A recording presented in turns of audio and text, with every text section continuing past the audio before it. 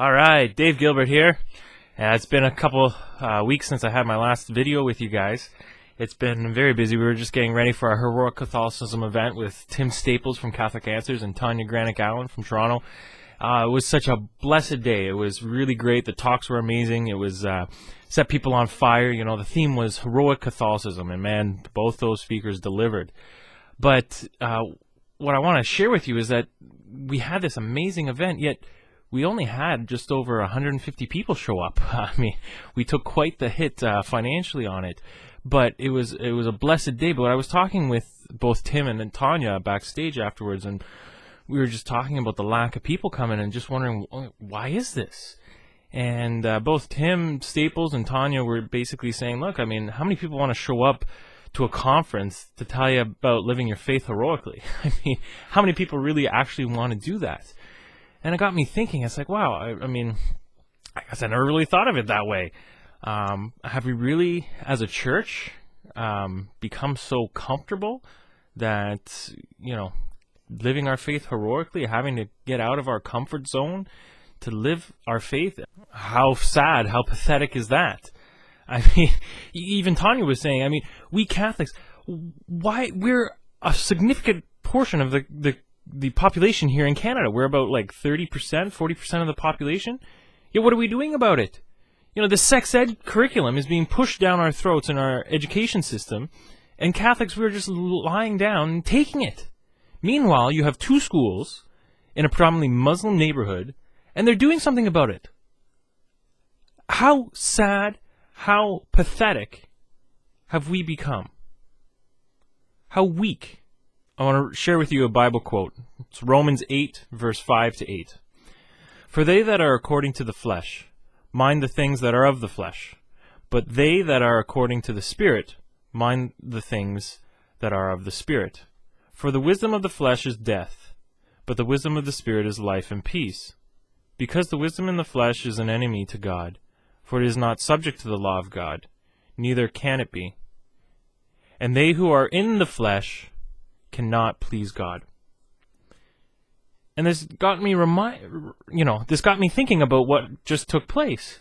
I mean, if you think about it, okay, the things of the flesh isn't bad in and of itself. It's inordinate desires of the flesh that is bad. Okay, so we'll just straighten that out right there. But, you know, if I said, okay, I'll give you $1 million if you pray your rosary every day and you don't miss a day. Or I'll give you $1 million if you visit the Blessed Sacrament for an hour each week. How many people would, you know, clear their schedules and make sure that they get that done? But then when you say, pray the rosary every day and don't miss a day because of the love of Jesus and of Mary.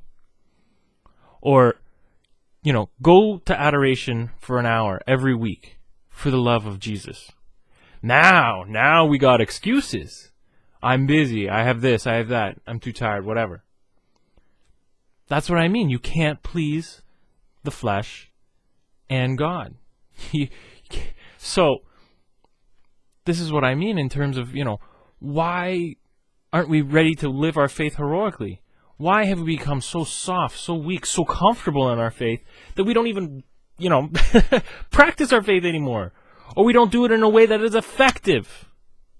And we just use it as a blanket to make us feel good. You know, there's another Bible quote, I forget exactly, I think it's Proverbs. But basically it said, my people die due to a lack of discipline, and in their folly they will be led astray. And that's us. We lack discipline.